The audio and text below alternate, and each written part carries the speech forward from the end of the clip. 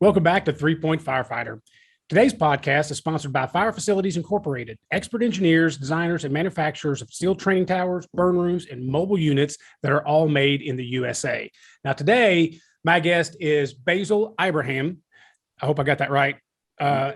Good. He's a self-described 17-year student of the fire service. He's on Engine 1 in Orlando as the officer. He had a career in Volusia County. He's been on Heavy Rescue 1, Tower 6, Volusia Squad 23,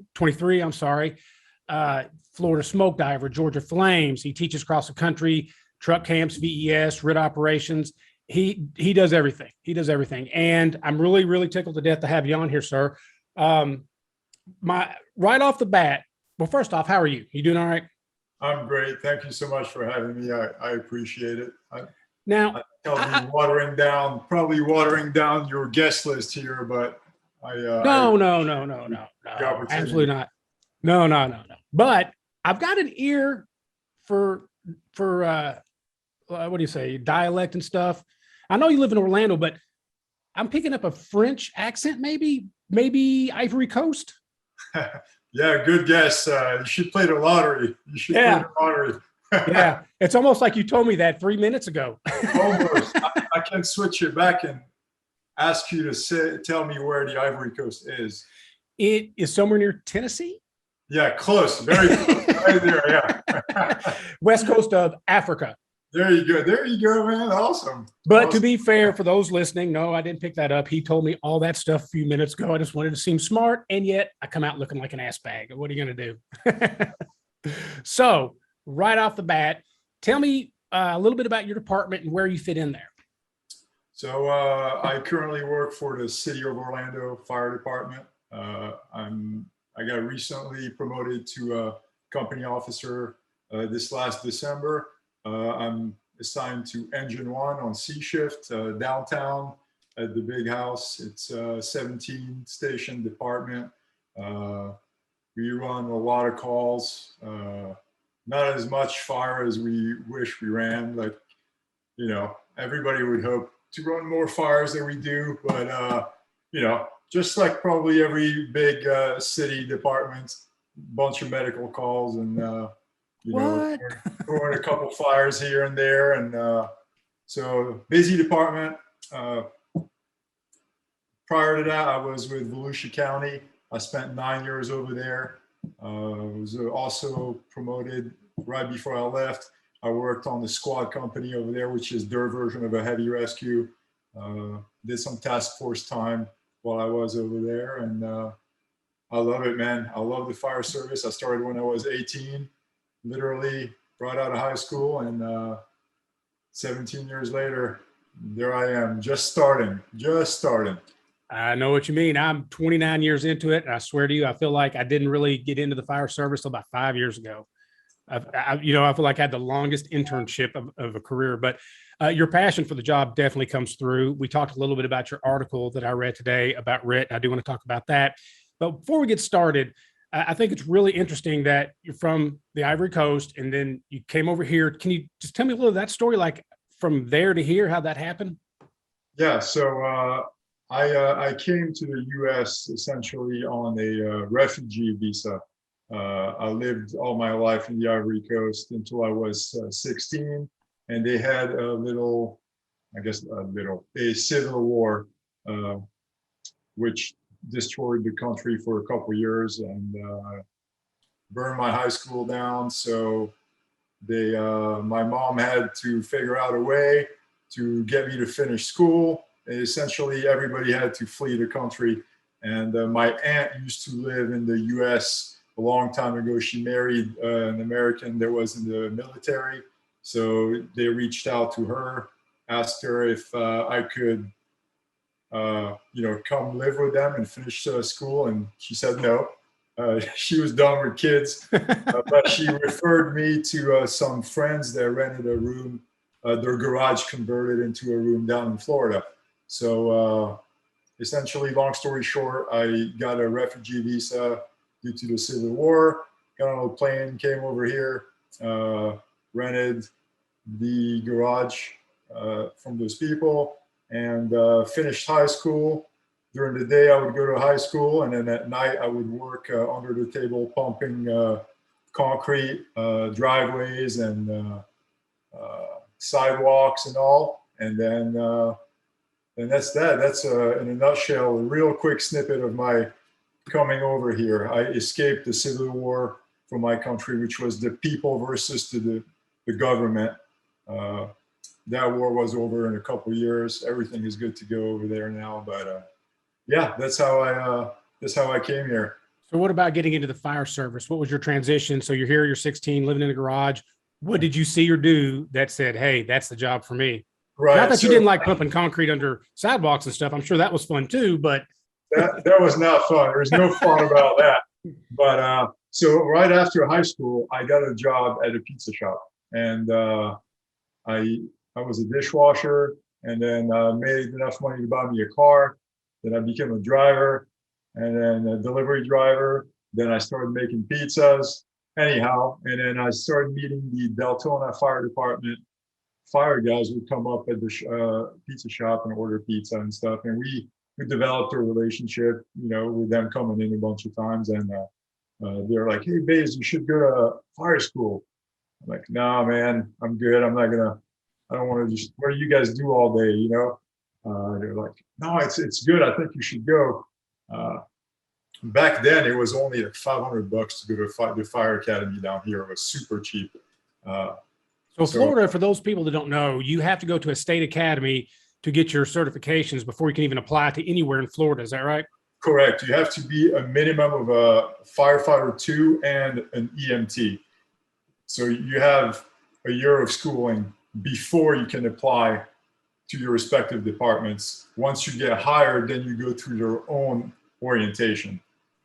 For us, it's a 10-week orientation post-hiring, like in Orlando.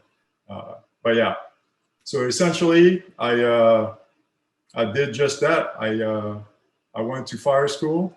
I started volunteering with the city of Orange City, which is a small department right down the street from where I still live, and went to fire school. And I'm like, man, people get paid for this?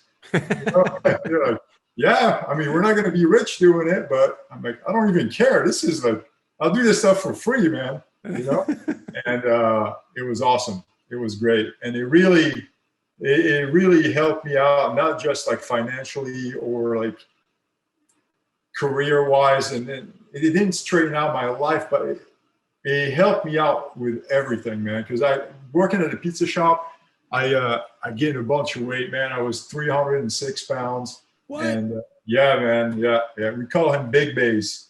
I'll send you pictures later. Oh, we'll put it on the Facebook. We'll put it on my Facebook for sure. But then, I started Fire Academy, and then got assigned after I got picked up by Volusia County. Got assigned. My first crew was a bunch of awesome guys at Station 35 there, and they all worked out and everything. And so that, that saved my health, and I just love the job. Love it, love it, love it. That's awesome, man. My mantra for 3-point firefighter is pride, training, and physical fitness. I wrote an article called exampleship. I try to boil leadership down, and I came down, if the ground level, the three main things is if you work on pride, training, and physical fitness, then that's your foundation for building a better career in the fire service. So you were 306 pounds, and what do you weigh now? Right now, I'm just shy of 200, which is a little light for me. It's okay. Well, how tall are you? I'm 6'2". 6'2", under 200. It's a little light for me right now. Yeah, I broke my back in 3 days after I got promoted, and I had to have surgery and all that crap. So I lost a bunch of weight. But I'd rather be 198 than 306. I can tell you that. So very similar story. When I got up here, in New Albany, I was 270 pounds. I'm 6'1", 270. I was a chubby little buddy, man. I didn't do any exercise, anything like that. And then I got all the way down to 199, and it was for like 3 days. I was 199 pounds, and people kept saying the same thing to me. Are you okay, man? Are you all right? You look sick. So my sweet spot's around 205. Right now I'm 210. It's a struggle, though. I mean, the older you get, the more you struggle. But I also believe in the fact that, you know, if you stay ready, you don't have to get ready. That's right. I mean, that's just how it is. And you don't have to be a bodybuilder. You don't have to, you know, set world records in running. Well, let me ask you this. You're obviously big into physical fitness, aside from the gallon of gin that you admitted to drinking, right? Without the alcohol, you said, but still. Well, I did, yeah. In my mind, it looked like gin. So, okay, so let's talk about this. What do you say to new firefighters? They want to get on the job. What do you tell them to work on to get in shape? Are you saying cardio? Are you saying weightlifting? What is it that you're telling them so they can get on the job and maintain?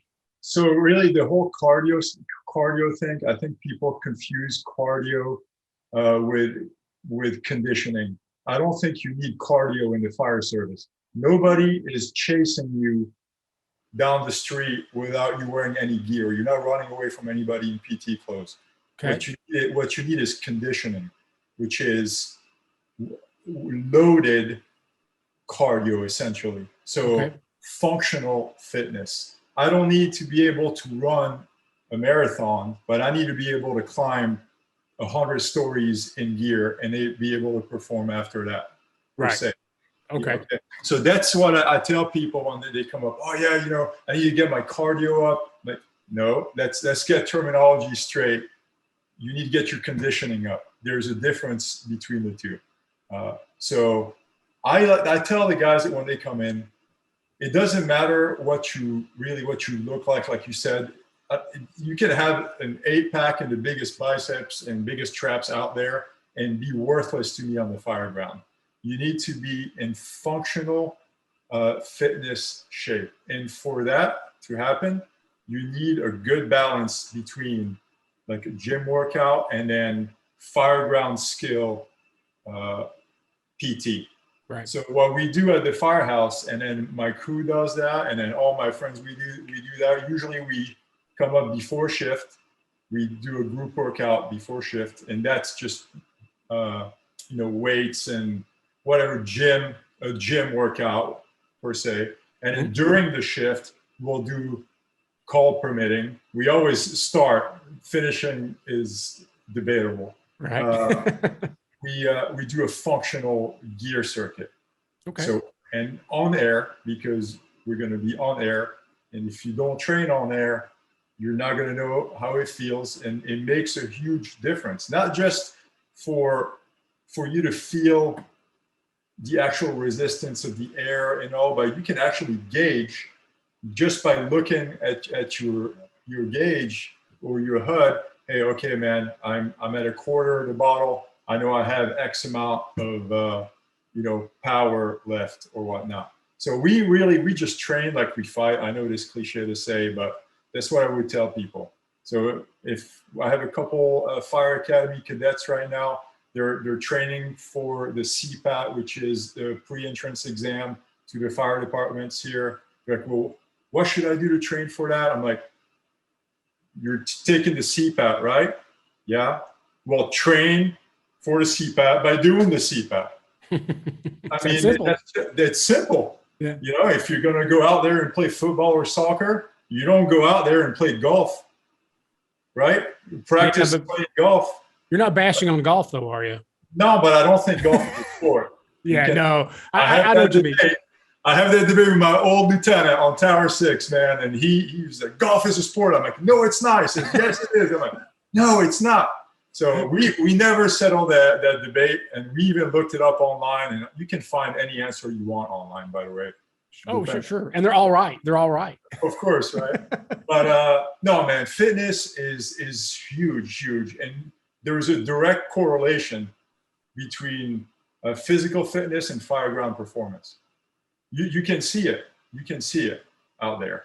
Now, you can be the best firefighter skill-wise. If you're not in shape, you're not going to be able to perform on the fire ground. Sure. But if you're in good shape and you suck at being a fireman, right? If you have a good attitude and put out max effort, I can get your performance up. Right. To perform, right?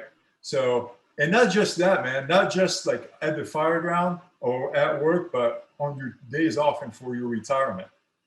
Man, it is so important to stay in shape, man. And like not just like the big stuff and picking big things up and putting them down, but like flexibility and hydration and diet. And everybody's all like freaking out about cancer this and clean cabs bullshit this, and this gear gives me cancer.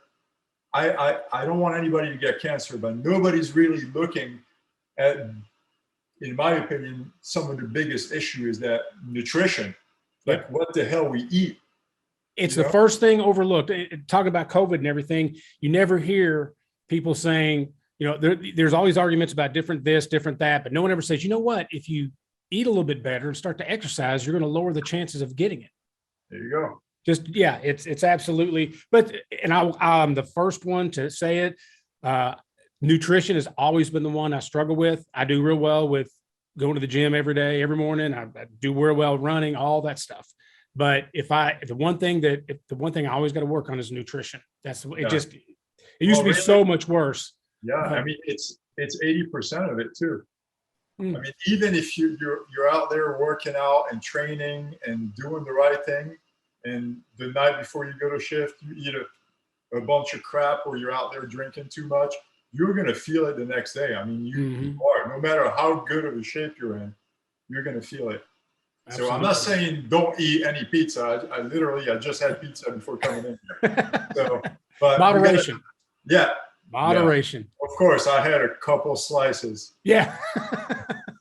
But you know, you gotta have a balance. But if we're talking, and I had that conversation, that's why I brought up the whole cancer stuff. And somebody was talking about clean cabs and all this bullshit. And I'm like, we need to look at the stuff that's right in front of us that we can control better than some of the other stuff. And it doesn't cost a lot of money like a brand new truck or all the gear and all this stuff. I mean, nutrition and exercise is something you can do right then and there. And I think I can only speak for myself. Getting started about, I don't know, 15, 16 years ago is when I really started doing it, and I lost all the weight, and I've done pretty darn good. But getting started was horrible. You know, you're like, where do I start? And then you get so tired, you're like, well, fuck it, I quit, you know? But and I try to tell people, once you get started, it's hard to get started, but it's really hard to stop once you get there. You know, like you said you had your surgery. I guarantee you probably felt horrible not to be able to go out and exercise and do all that stuff. Yeah, absolutely. That was the worst thing. Absolutely. The hardest step is the first step. Oh yes, absolutely. After you take that first step, it gets easier. And then it becomes a lifestyle. It really does. Yes. And then it's contagious. It's contagious. If I'm out there, you know, working out or training, whether I'm an officer or not, or even if you're the junior guy, you go out there, eventually people are going to gravitate towards you and then come inquire, hey man, what are you doing? What are you doing today? What time are you working out? Or can I join? I'm not going to do that crazy stuff you're doing, but hey, can I join? Yeah, it's contagious. Yeah, it really is. It's contagious also. Yes. You know, you gotta it's easier to sit on the couch and watch TV while somebody's hitting the gym. I mean, it's really, that's just as contagious, like you're saying. You're like, I mean, I want to go work out, but you know, there's TV on. You know, what do I do? But and then, you know, getting started is the hardest part. We agree on that. Now, let me ask you this. So you've done Smoke Divers and Georgia Flames. Tell me a little bit about those and where fitness, to me, I would assume, not having done them, I would assume that fitness and conditioning were paramount in completing that. Right. So the Florida Smoke Diver program is honestly one of the best classes or programs out there for self-improvement. Okay. I really thought I was a badass before I went to that class, and I was humbled right away from the get-go.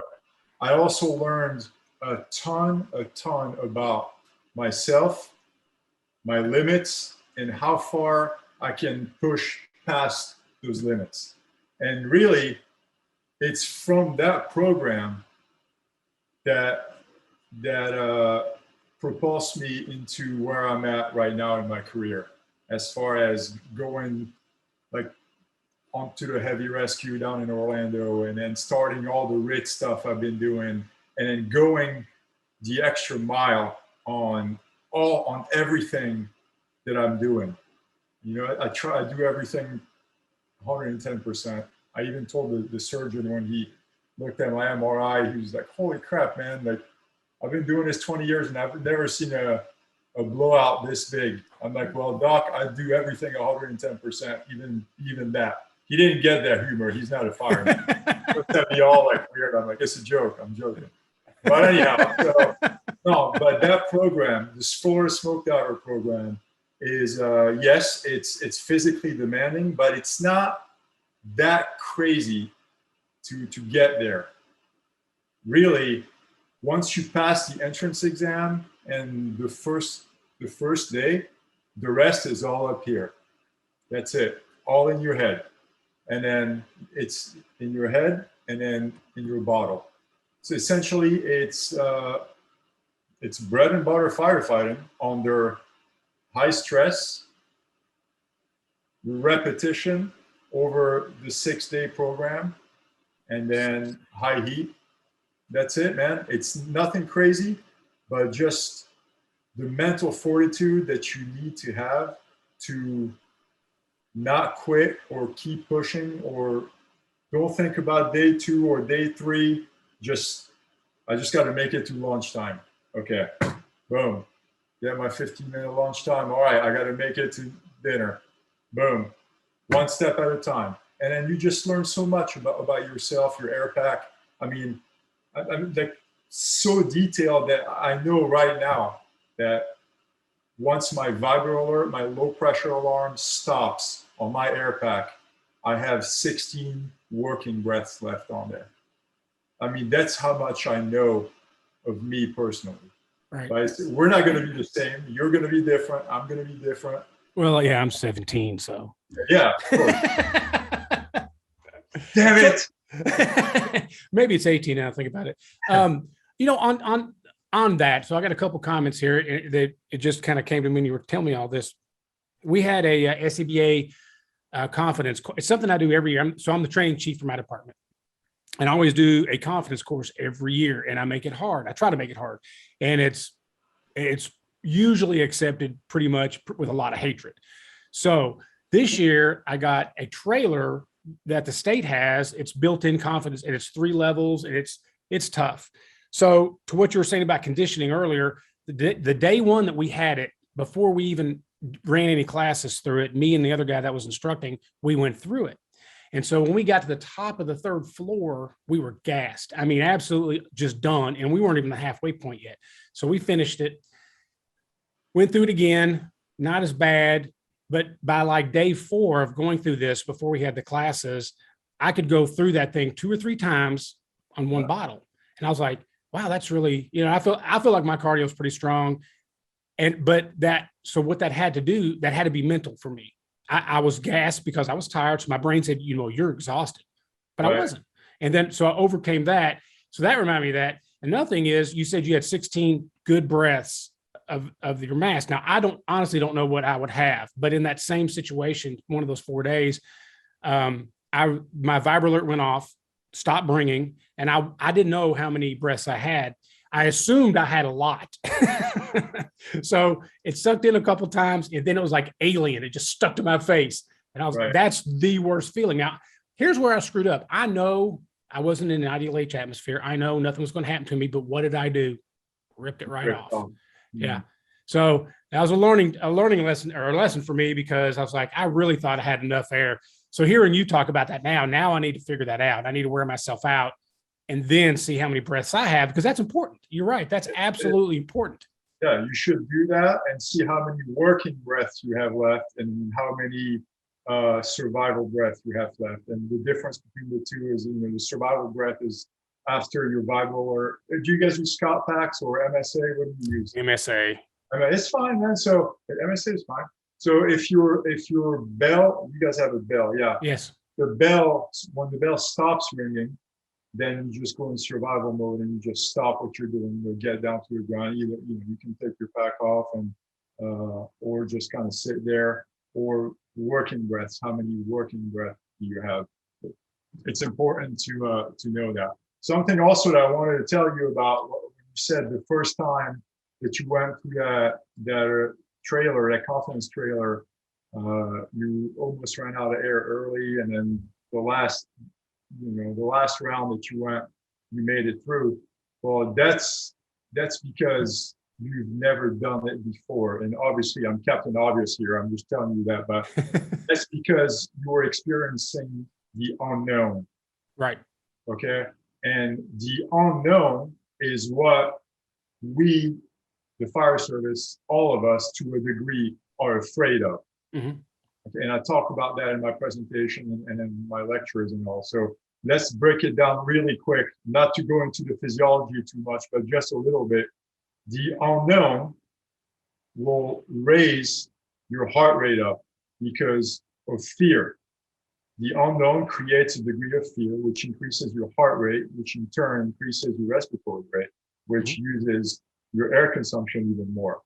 So how do we get better is by training to get familiar with the unknown, so that when you replicate, like the second time, the third time you went through, you're not having that heart rate jacking up because, okay, yeah, I know when I hit this corner, I want to be halfway down, or I want to hit this corner, I want to be a third of the way down, right? Mm-hmm. So it reduces your heart rate, which will save you air. So it's all in here. You need to be able to control your mind, because your mind will control your emotions. Your emotions will alter your biology, like your heart rate, and your biology will affect performance. So essentially, you get rid of the middle two words there, and then the mind affect your performance without getting into all the crazy Dave Grossman details of conditions, black, red, yellow, and we can get into all that. But so it's important to understand how our body works and how our body is going to react, how the victim's body works and how the victim's body is going to react in order to do the rescue. You know, if you understand how the enemy works, which enemy is the fear right now, right?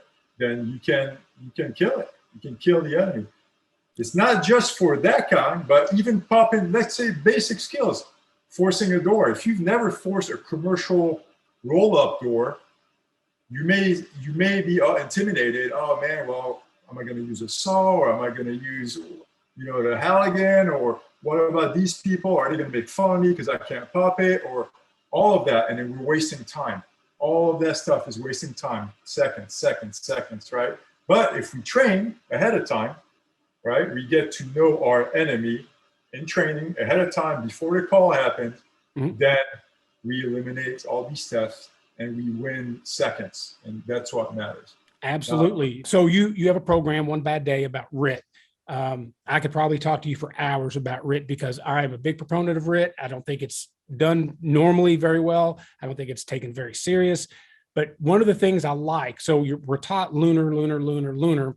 I like what you say. You're like, you connect with that person. If you're the incident commander, you connect with that person by name. You don't say, we're coming to get you. John, Bill, and Mike are coming to get you. Right. Hey, how are you doing, man? How much air do you got? Yeah. You're not using some silly acronym. You're connecting emotionally with that person. And that very similar to what I'm talking about. So let's go right into that real quick. Not real quick. Let's talk about RIT. I'm going to play devil's advocate. RIT is it's a resource hog. It's a waste of time. There's nothing fun about it. You simply stand outside and watch everybody else have fun. There's no skill involved. Anybody could do RIT. RIT is optional. All those things. Hit me with the truth, brother. Right. So if you're doing everything that you just mentioned, in my opinion, you're doing RIT wrong. Now, I'm not here to bash people's SOPs or tactics, because we all have different staffing levels, response models, and amount of companies assigned to first or second alarms or whatever. But you need to be per the data and facts, not per my opinion. Right. Opinions don't matter, right? Right. Opinions don't matter. Per the fact and the data, right? Who does the majority of the rescues? Well, self-rescue. Right. And I'm going to round the numbers right now, right? 35% of the time, the downed firefighter rescues him or herself. 25%, 26% of the time, it's the victim's crew that pulls the victim out. And then the other 24% of the time is another interior crew that pulls the victim out. RIT only gets the victim out 6.6% of the time.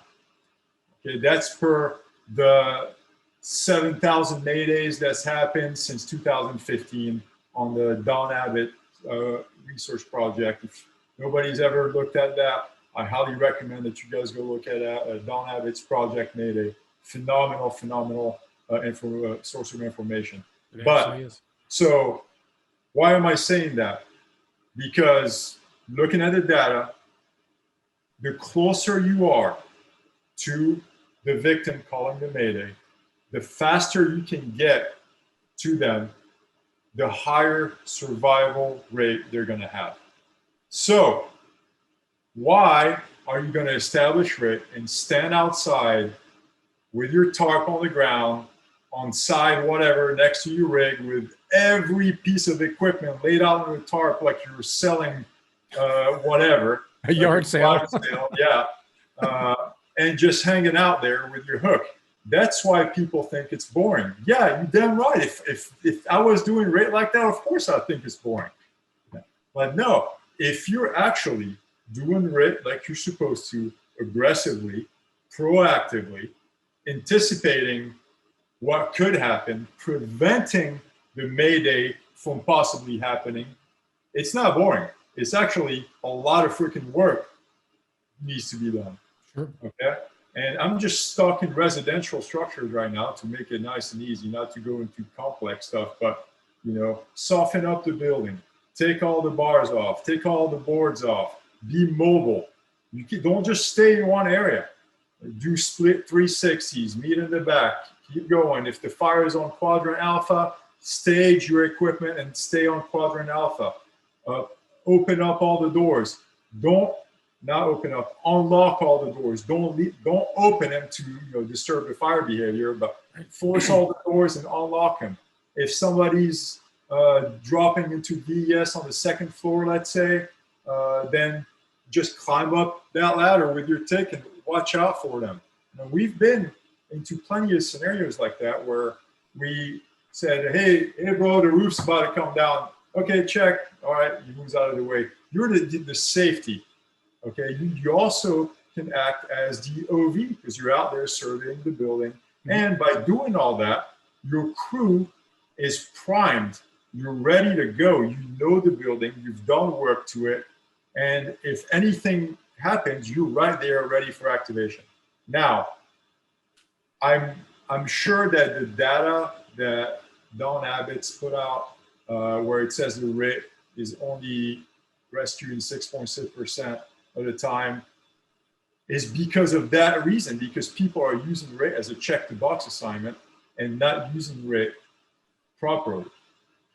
We need to be more aggressive in our RIT functions.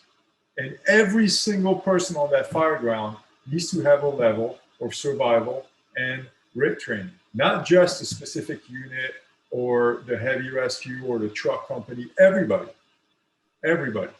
And then that also leads me into, on the command standpoint, when you're acknowledging the Mayday, don't switch tacks.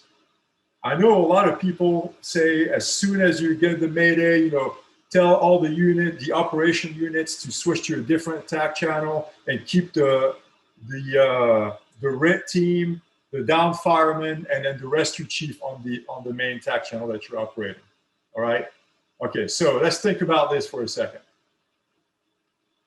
How many times have you tried that in training? Have you tried to tell your entire alarm to switch the radios to a different attack? Have you ever tried to do that? Mm-mm. No. I haven't. It does not work. It does not work like you would think it would, like in theory. In theory, it's great. Right. Yeah. Chief Barnes to all units, switch operational TACs to TAC whatever. Rescue TAC is going to remain on TAC 2. You think people are going to listen to you? They're working, man. You're not going to get every single person on your assignment to go ahead and then switch the radio while they're working. Now, you may have some people that do, some people that don't. But if everybody doesn't go, now it's accountability nightmare for you because you don't know who's on which TAC and all of that. That's one. Two, it's a delay in time. You're wasting time telling everybody to switch TACs to different TAC channels. Talk to your damn firemen instead of telling everybody to switch TACs all over the place. Talk to that person until you can't talk to them anymore. Also, right. We just talked about the data, right? Mm-hmm. Who rescues that down fireman? Himself, right? His crew or another interior crew. That's the data. Now you're telling these people to go to a different TAC channel. That don't make any sense. Do you see what I'm saying? Yeah. Yeah. No, like I want to try to utilize those people to my advantage on the get-go, like from the get-go. I'm going to try to talk to the down firefighter, get as much information as I can.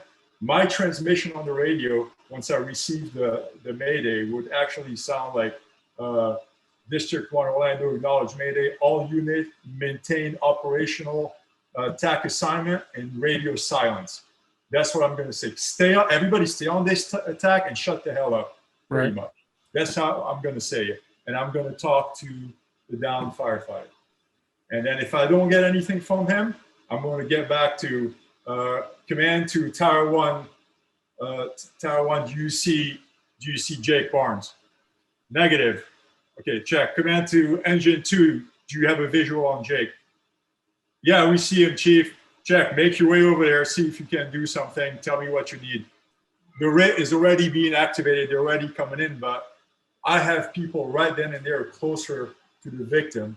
Let's get victim contact, figure out what's going on. And then at that point, once we establish contact or we know what the problem is, at that point, I'm good with saying, if I was the inside unit, I'd be okay. Well, heavy rescue on command. I got 2 victims trapped on site Charlie. It's going to be a prolonged entrapment or extraction. We're going to need to switch TACs. I recommend switching TAC. Right. Command copies, all units, switch TACs, blah, blah, blah. Rescue TAC will be here. Another thing that some people don't think about is you look at the statistic of the Maydays. On most of the Mayday, I don't have the exact number right now, but 34% of the Mayday, I think, happened within the first 8 minutes, 4 to 8 minutes of the incident, right? How many chiefs do you get on scene within 4 minutes? We not many, not for us. We get 2, but we have a lot of manpower. We're lucky. Most of the country is not like that. So you're switching TACs, right? Who's going to take command of the other TAC? Because you can't command both TACs right away by yourself, right? I mean, you can't command the rescue TAC and the actual operations TAC, the fire TAC, right? So in theory, all that stuff is cool. Yeah, I'm going to acknowledge the Maydays, trap a second alarm, sound all these beeping noise, do a par check, switch all the units to a different TAC, and I'm just going to chill and then talk to the down fireman and the heavy rescue, and then we're going to get this guy out. That's a fantasy world. It does not work like that in real life. I'm telling you, we've tried it in our companies, like our MTDs, where we have a whole alarm going to training. And we've tried doing that, like, hey, all units switch TACs, blah, blah, blah. You get guys that do, you get guys that don't. What if they're like working on the saw or on the roof or cutting, they can't hear. You're delaying the activation, you're delaying patient contact. And the fire service, and I'm sure you heard me say that before, but we're fighting 2 enemies, time and fear. So we're wasting time. Time is our #1 enemy. So the quickest we can get in, the fastest we can make victim contact, the more successful outcome it's going to be for that firefighter.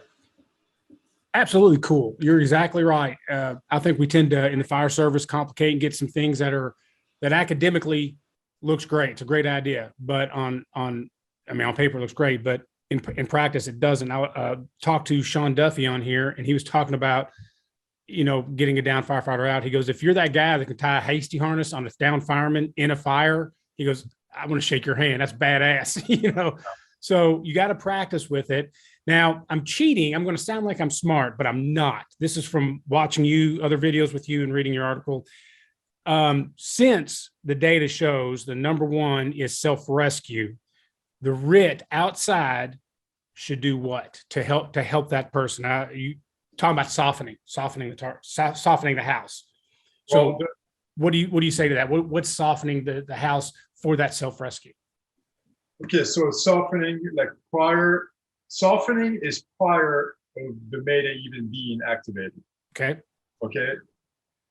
Once the Mayday is activated, you are making entry into the building to assist with whatever. Or if you have units right there, don't crowd that space, and you can assist them from outside, maybe doing a cut down on a window if it's a larger fireman, or throwing extra ladders. But softening the building, to me, is constantly surveying the building, staging the equipment that you need in the area where you need it.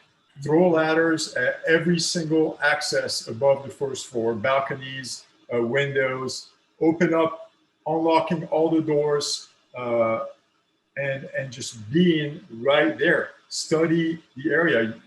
Essentially, your RIT company should be well versed on every aspect of firefighting. You should be able to know where the truck company is, where the engine company is, what kind of building construction, what kind of tool it is. You want to be light, mobile, and fast.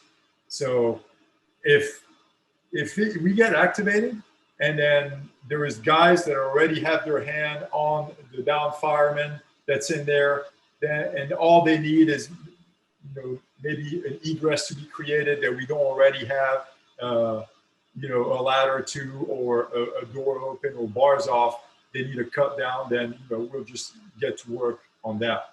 But the question you asked me really is very circumstantial. I mean, what's the emergency? What's the problem? Would dictate the actions that we would do. But those skills that I just talked about, being mobile, grabbing the tools that you need, not every single piece of equipment that's off your truck right away, taking all the bars off the windows, all the boards off the windows, ladders to every opening, and just be the eyes on the outside. Be the eyes for command, be the eyes for your safety officer on the outside, and then listen to the radio, pay attention. And like you said, it happens in the first 8 minutes. And if you're a RIT team and you're throwing these ladders, you're forcing these doors, and closing them back if you don't need them, like you said, cutting the bars off, softening this house up. And if you're getting all this done in the first 8 minutes, you're increasing those chances for firefighter survivability even more. Right. So I tell people that, for me, the main goal of the RIT team should be to prevent the Mayday from happening in the first place. That's my mindset, right? When I was on the heavy rescue, when I was a fireman, our goal on every fire, we are assigned RIT. That's our job. Unless we're first truck on scene, then we operate as a truck company. But besides that, we're RIT. And my mindset, and then all the guys on my crew, and then my officer at the time, we are getting there fast.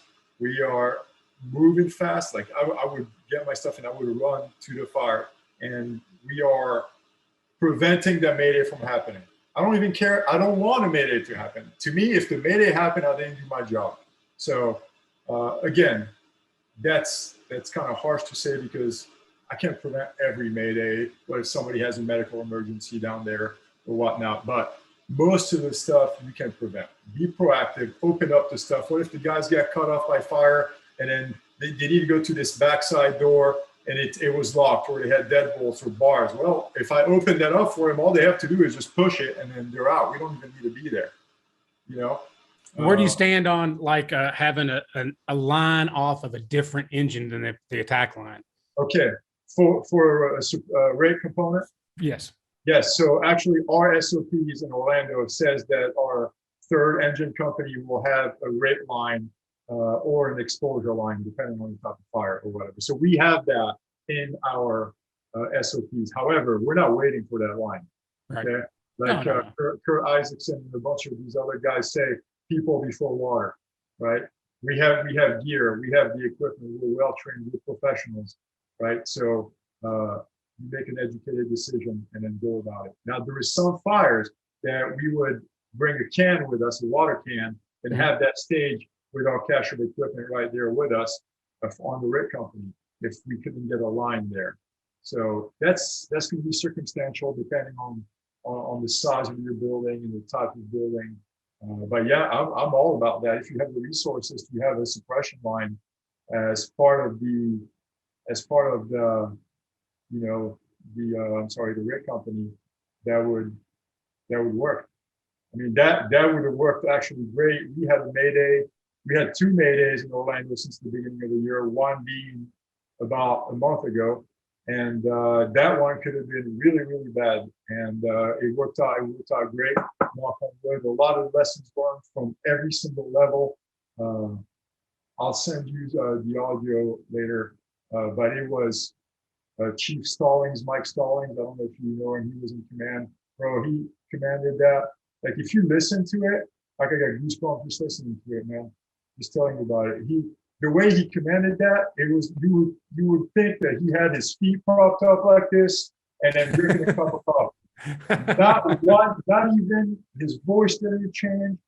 Stayed the same, calm, cool, collected. They didn't change any stupid tacks around. We can talk to the people, and then it was outstanding from the command standpoint. A lot of mistakes happened from a lot of. I can't elaborate too much. The special incident report and the after action report is not complete, but a lot of lessons learned. But a suppression line or a water can to that backside would have been awesome. Right. And that happened, man. I'll tell you a little bit about the call. The bread and butter, single story residential in the ghetto, concrete block, bars all around on every single opening, even on the front door. Every open had bars, reports of people trapped.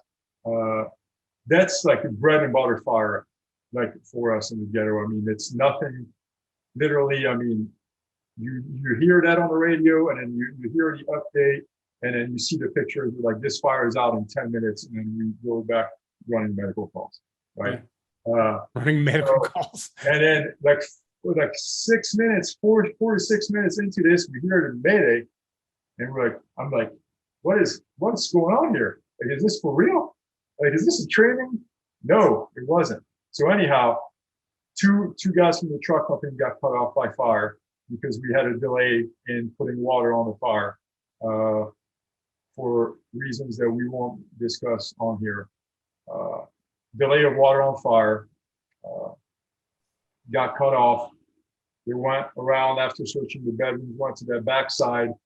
Conditions started to get really shitty, smoke to the ground, heavy heat. They popped the sliding glass door. They felt the curtains coming through the living room. Popped the sliding glass doors, the glass to try to get out that way while the bars were still on there. All the bars were on there. Thankfully, the outside truck doing VES on the backside saw the glass just like shatter out. And then the heavy rescue guys and then the Tower 7 guy on the outside called the Mayday for the guys on the inside, not knowing which company that was or whatever. All they saw is glass fly out and then hands try to get out of the thing, the smoke pushing out.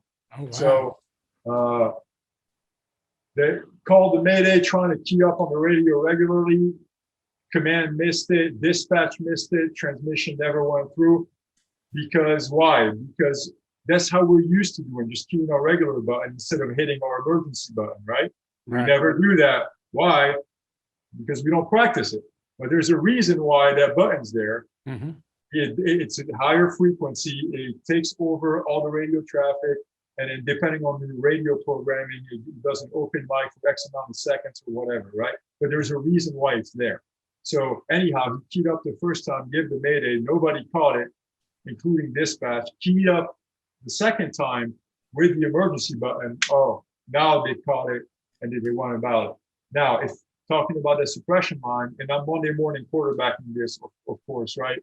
Mhm. That's but we got to learn from these things. So if we had a suppression line on the backside over there, we could have at least, shoot water through the bars, cool those guys down. Even, I mean, you can put water on smoke, people. I'm telling you right now, you don't have to have fire to open up your knob or whatever. Yes. If you have any heat or any smoke, open up the damn nozzle. That's what it's there for. And I'm not an engine guy, but I'm an engine guy now. But I don't know all the ins and outs. But open the damn nozzle, man. Cool the freaking building down. But that might be your logo, like Jacob Johnson has "Do Your Damn Job." You could be just open the damn nozzle. No, that's not me. No. Don't corner me with engine stuff. Even though I love my best ride in the city is the ride you currently ride, right? That's exactly. You get the best crew you got. The best crew is the crew you have right now, right? But the suppression line, even if we had a can back there, then you could have at least maybe protected those guys, delay that fire, delay that heat until we get some saws back there, or until we get more people back there to open up the stuff, or until we get that first line in the door and put water on the actual seat of the fire, right? So I think it's a great idea to have a suppression component on your RIT team if you have the resources. But then again, I mean, that happened within like 4 minutes of the fire, 4 to 6 minutes. I had to pull the tape. So yeah, man. But I mean, telling you, man, it can happen to anybody at any time on any type of fire. Do not get complacent. Don't get complacent, man. And those guys that got caught on the Mayday, those guys are studs, man. They're not your typical, like you would think, a couch potato dude. Those guys, a seasoned tower company officer and a great tower fireman on the inside team, and then they got caught in it, man. Not their fault, but a couple of things went wrong, Well, let me ask you this: so you can have the best trained RIT team, you can have the best equipment, you can have all that stuff ready to go. What are your thoughts on ego playing into the firefighters not calling the Mayday because they don't want to call a Mayday? Yeah, ego is huge into that. Nobody wants to call a Mayday. Nobody wants to call a Mayday. Nobody wants help. Nobody wants to sound weak. Nobody wants their friends to make fun of them, right? Because that's what we do. Bassel called a Mayday, dude. Bassel was scared. You were scared. Yeah, I mean, honestly, I spoke to that company officer. I respect that guy a lot. He's a good friend of mine, and I look up to him as a company officer. He's a great guy. And I asked him, and he told me, he says, I didn't even think about calling the Mayday in there at all. Zero. He said he didn't even think about it. He knew that he was in a situation that was squirrely, but he did not think about calling the Mayday at all. He was in troubleshooting mode. Right. Like, how do I get out of here? Boom, boom, boom. And frankly, I commend that outside company and that heavy rescue on the outside for calling the Mayday for those guys. I commend that. I really do. Instead of just getting on the radio and just say, hey, we got problems on the backside. No. So we need to get away from that stigma of egos and then do it. That ties in what you said. That ties into when I said time and fear are the two biggest enemies of the fire service. Mm-hmm. Well, that ego, why do we have that problem? Why don't we want to call it? Why don't we want to ask for help? Because of fear. We are afraid to make the wrong decision. We're afraid to look weak. We're afraid of our peers' opinions. We're afraid to do the wrong thing, so that we got to get over that fear in training. We got to practice like we play, because if you don't do that in training, it's not going to perpetuate on the fire ground. It shows. And those guys are freaking professional firemen. Like, great firemen, great athletes, good shape. Just if you don't practice that way, you're not going to do it on the fire ground. And I'm guilty of a lot of that stuff myself. Sure. You know, I try to train most of the time. Actually, I do it all the time. How I would do it in real life, but that's from because I failed a crap ton of time. So I just don't want to replicate the mistakes again. You know, that's one of the common themes I get from all my guests on the podcast is, and it blew me away. Two things about everybody, and you fall right into this too. Humble, you know, you don't think you're doing anything special. You're just doing your job. And two, failure. Your success is built on failure. You know, hey, it's not giving up. It's not trying. That's the worst part, right? You give up all day long, but don't ever not try. And everybody I've talked to has that they'll all say, hey, I developed this out of my failure. I screwed up multiple times and then I learned and now I share. Yeah. So, I mean, you fall right into that area too. So, let me get back to this. My brain was clogged here for a second. I know I kind of went off track. Sorry. No. You're perfectly fine. So if I'm hearing you right, so when we train for RIT, train to hit your RIT button, right? Hit your emergency button, practice with that. Try to get your, maybe I'm armchair quarterbacking, you're armchair quarterbacking. Maybe, you know, they had the lizard brain a little bit. They're like, oh man, we got to get out of here. You know, that's something to think about. But I'm going to kind of go back. I want to kind of end on this, on your bad day program. What was the genesis of that? What happened that you said, you know what, I have to get this word out. I have to put something together and I have to put this word out. So really the program started because me and then my buddies that in Orlando that are into the job that train all the time, we wanted to provide training that was realistic. We've taken classes everywhere across the country, and then we never really found a class that is super like realistic, like using live victims and everybody has radios and have a command structure and using dispatch and all of the above. And so we're like, we're going to do it ourselves, man. We're going to do it ourselves. We're going to develop this program ourselves. You will never, and I don't like using the term never, but I say it for this, we never use any mannequins in our classes. Never, never, never. Why? Because that builds a training scar. That is not real. You don't rescue mannequins from building. That is not possible. I mean, you don't. You rescue people, okay? And I told the story on other platforms, and I'll tell it again real quick. My first grab that I had in 2008, when I worked for Volusia over there, when I wanted to touch this lady, and I didn't even register that it was a person at all. I probably touched that lady 5 or 6 times and never even registered that it was a person. Never. Why? Because my brain was conditioned at feeling for mannequin, rigid, hard, plasticky things. I didn't know what a human flesh, all melted felt like. I never trained with that. I never trained with like you're holding arm trying to pull and it just goes like this, right? All right. Always grab the victim's gear and pull the gear or what?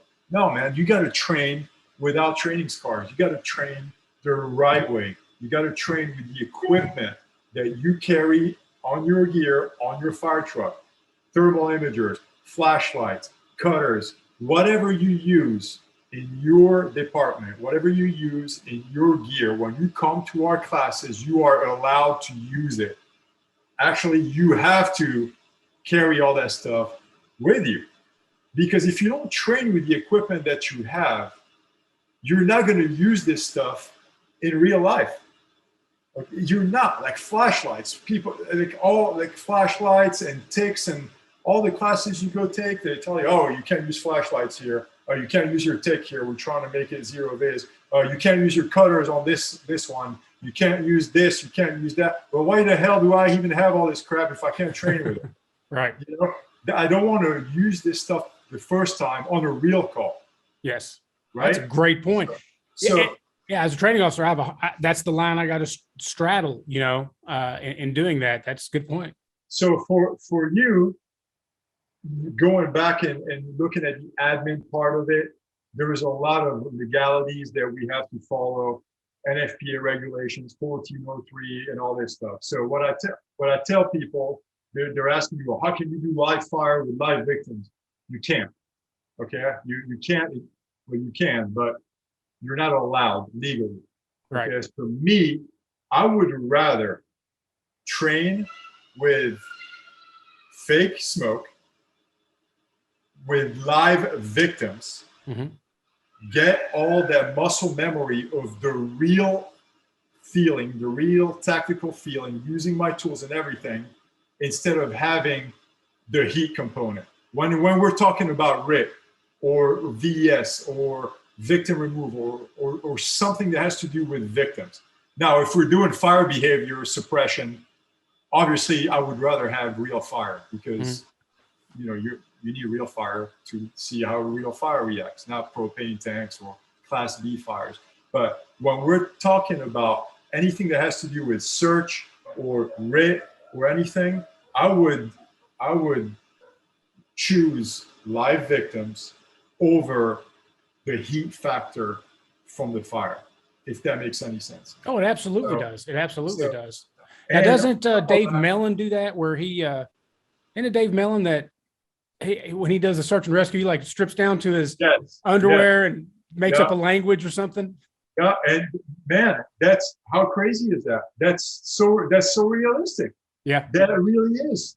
I'm telling you, man. Some of the scenarios that we have in our classes is we make him super real, man. And we have the smell, the audio.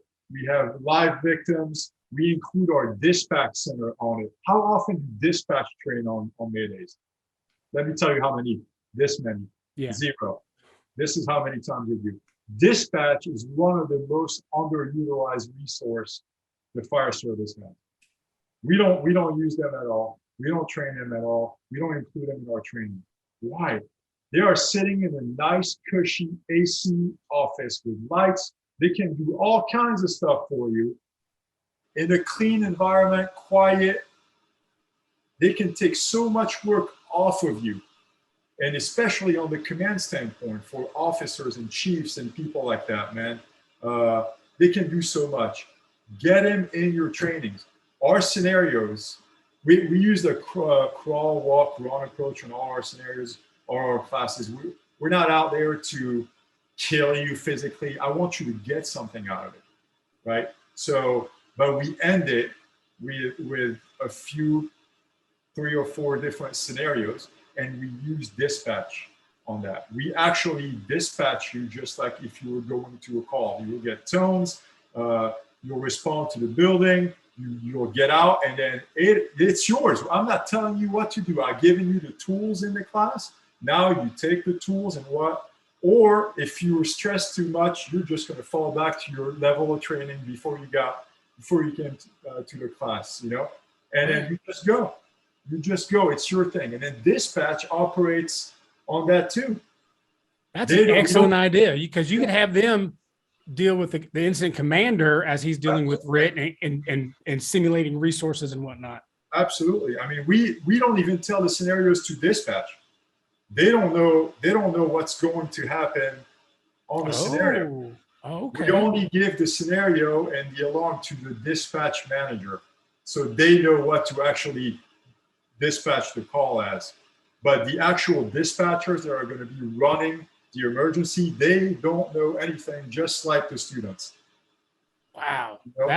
that is an in-depth training right there. Yeah, but it kills 2 birds with 1 stone. We're training the students that come, and we're training our dispatchers. Now they know what to do. They've experienced a semi-realistic Mayday beforehand.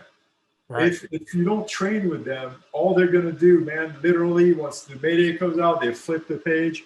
Okay, all right, I'm at the Mayday algorithm. I'm gonna read this line.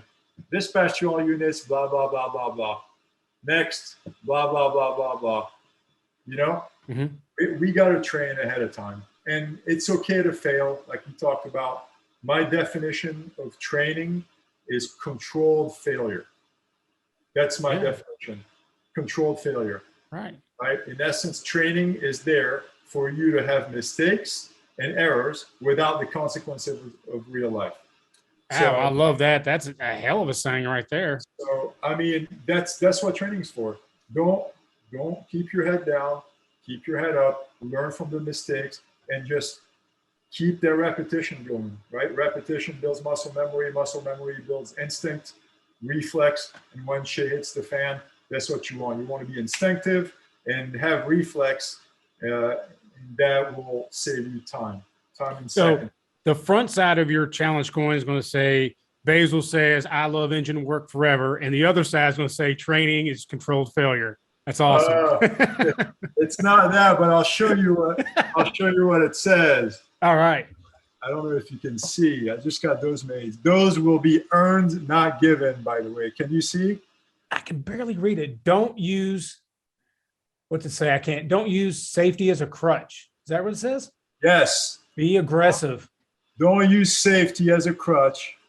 Be aggressive. Nice. And the top over here are the top 4 attributes for success that I think: teamwork, communication, leadership, and pre-planning.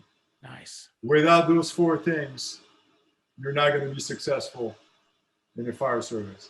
And those are to be earned and not given, right? This is going to be earned.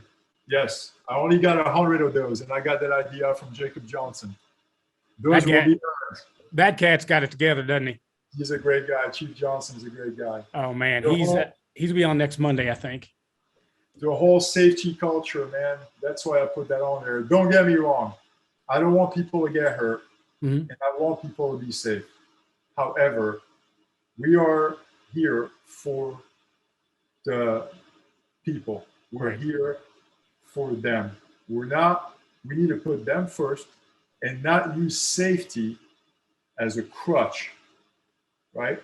And that's where we're at in the fire service, generally speaking, is we're starting. I think we've gotten away from citizens first to us first. Absolutely. Now, but they don't have to. They're mute. You can basically do both at the same time if you train, if you put in your sets and reps, and if you stay on top of your game. That's the key. And I know I've heard a lot of people say that, and I say it, and I've said it. The best way to be safe is to be good at your job. That's the best way to be safe. Be good at your job. Be prepared. That's the best way you're going to be safe. I realized late in the game about firefighting. So I told you, I really feel like my first 24 years or whatever, I look back on it and I see all these mistakes I made, in the sense that I didn't do as much as I could have. Now I'm really, really putting a lot out there. But I think that I had what was my train pulled out of my head? I'm sorry, my thought. Anyway, it was going to be fantastic. Trust me. You would have gone, oh, dude, that's a great thought. I aura, like kind of going around there. I forgot what I was about to say. But you got to put in sets and reps. You got to keep going. Oh, I know what I was going to say. I'm not so stupid. It turns out I actually remembered something. God, I love getting old. I realized late in the game in the fire industry that there's no finish line.